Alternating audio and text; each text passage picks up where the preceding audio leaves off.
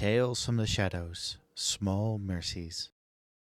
This is a tale of days long past, before the infernal light burned unrelentingly in the skies over Northrend.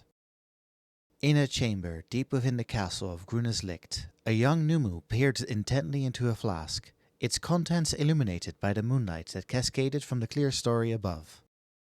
Beq-Lugg was one of very few of their kind here in Vobert, a nation dominated by the Dran and Galgant, by whose grudging alliance the kingdom had been formed. The youngsters' aptitude for all things arcane, however, was undeniable, and so it was that they were awarded the post of court mage, along with the use of this chamber, where they toiled day and night to unravel the mysteries of the soul. Though it was closer to dawn than dusk, Beq-Lugg gave no thought to sleep. It was at this late hour that Princess Paldia always came calling.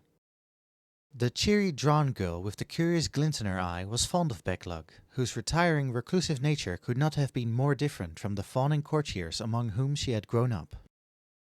And so she would come, time and again, to speak of every trifling thing that had caught her interest that day. This night, however, the princess offered no word of greeting, nor any other word for that matter. Sensing something was amiss, Beq-Lugg set down the flask and turned to see their guest's brow uncharacteristically furrowed. "Dear Pia, whatever is the matter?" Only the princess's closest acquaintances used the nickname, and she had always been pleased for Beq-Lugg to do so, yet she gave no sign of having heard her friend. "Don't tell me, it's that Soldia has inherited the three treasures, is it not? Yes, I too would be jealous were I in your place." The royal treasures of Vobert, three relics emblazoned with the mark of the two-headed wolf, had been passed down for generations from ruler to anointed heir. The bequeathal ceremony, which had taken place a few days prior, officially recognized Paldia's elder sister as the next queen of the land. And while Beq-Lugg was not particularly well versed in the affairs of mortals, even they could imagine how this might affect the girl. "Jealous? No, that's not it at all. I love my sister, and no one could be wiser or kinder or worthy of the throne than her. I want nothing more than to stay here and support her as I always have. But father now talks of marriage." Looking at the poor child, her shoulders shaking and tears welling in her eyes, Beq-Lugg chided himself inwardly. They had assumed from the tales of their brethren that all mortals, however unconsciously, coveted power and position, but they should have known that this one was different. Why else would she visit them of all people? Yet how were they to comfort her? Beq-Lugg had scarcely begun to ponder this conundrum when another visitor, a tall and slender Dran, draped in lavish white robes, strode airily into the chamber.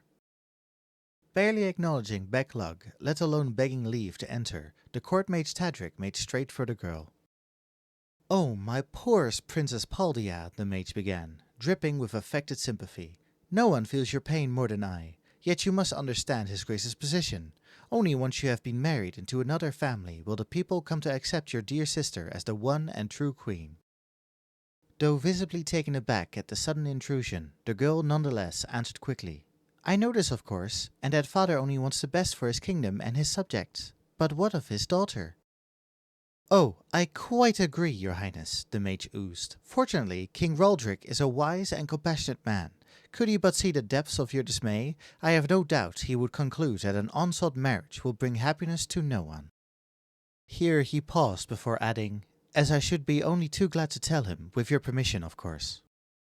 The princess blinked disbelievingly. "You would do that? For me? Thank you, Tadric. Thank you with all my heart."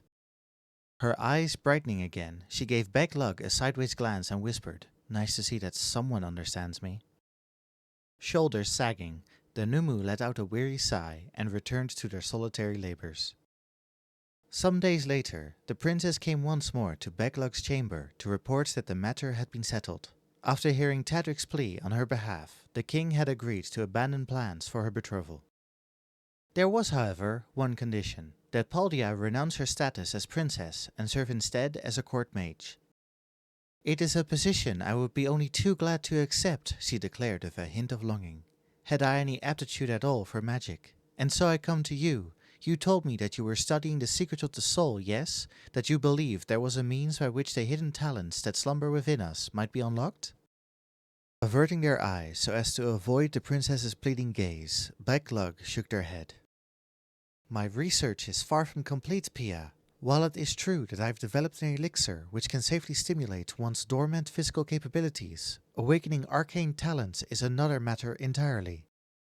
The procedure would entail making irrevocable alterations to the subject's soul, which I could not in good conscience attempt without exhaustive and lengthy testing. Beq-Lugg did their best to explain the dangers. The soul was a complex and delicate thing, they said, and even the slightest misstep could do untold harm to her mortal body, or worse. But Princess Paldea would not relent.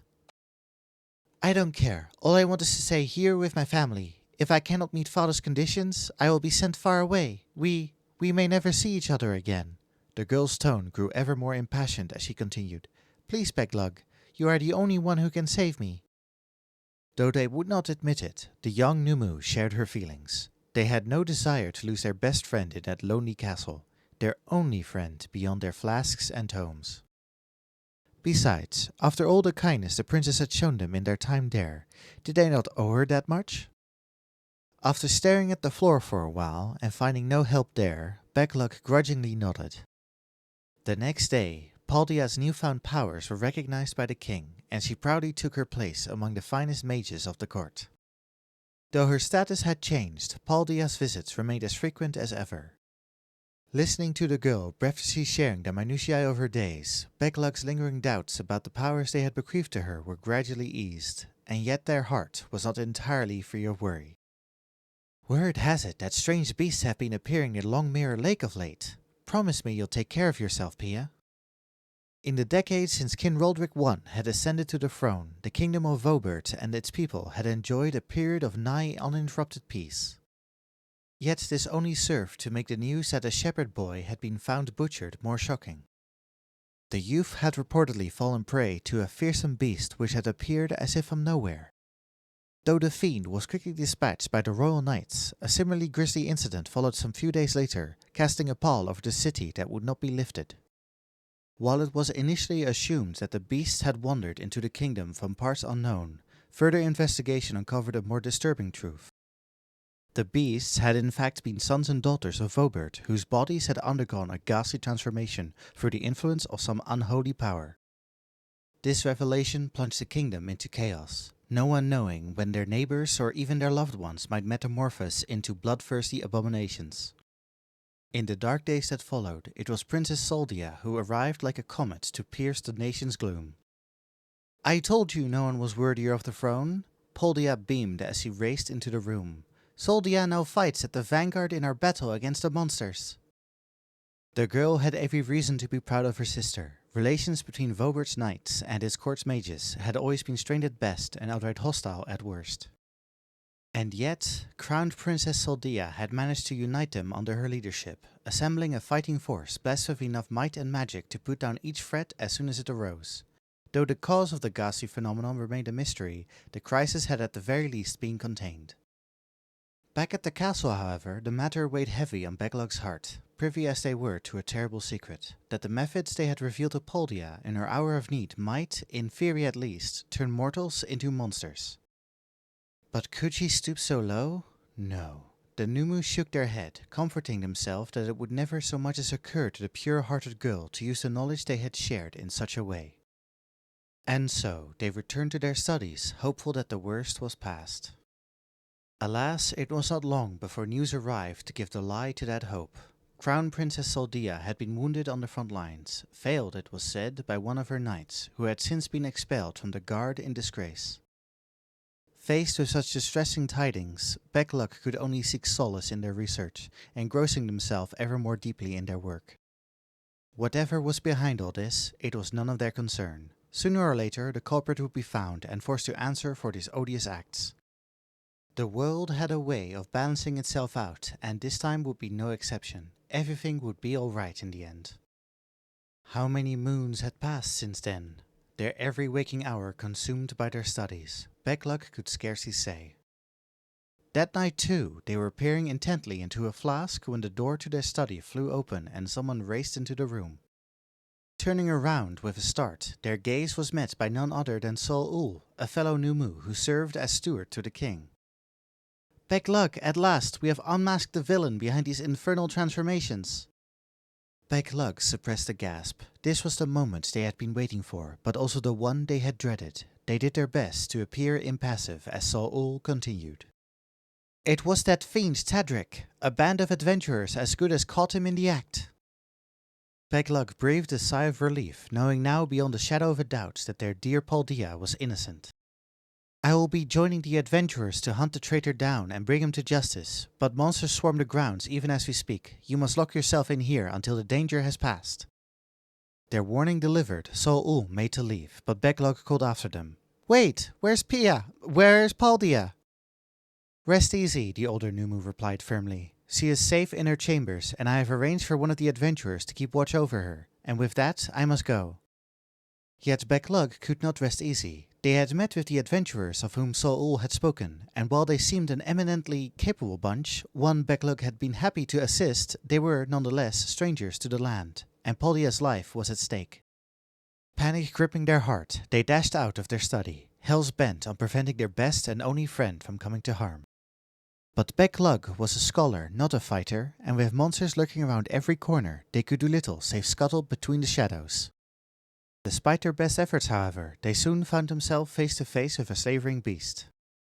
Mercy, they croaked aghast. Out of the way, you stupid mutt. The silver-haired swordswoman was in front of them before Beq-Lugg knew she was there, plunging her blade into the hideous creature, which seemed every bit as shocked as its prey.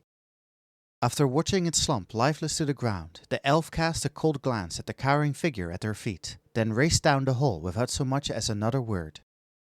If Beq-Lugg was not mistaken, she was one of Artbird's companions, which meant she may be the selfsame adventurer to whom Saul had entrusted Paldea's care.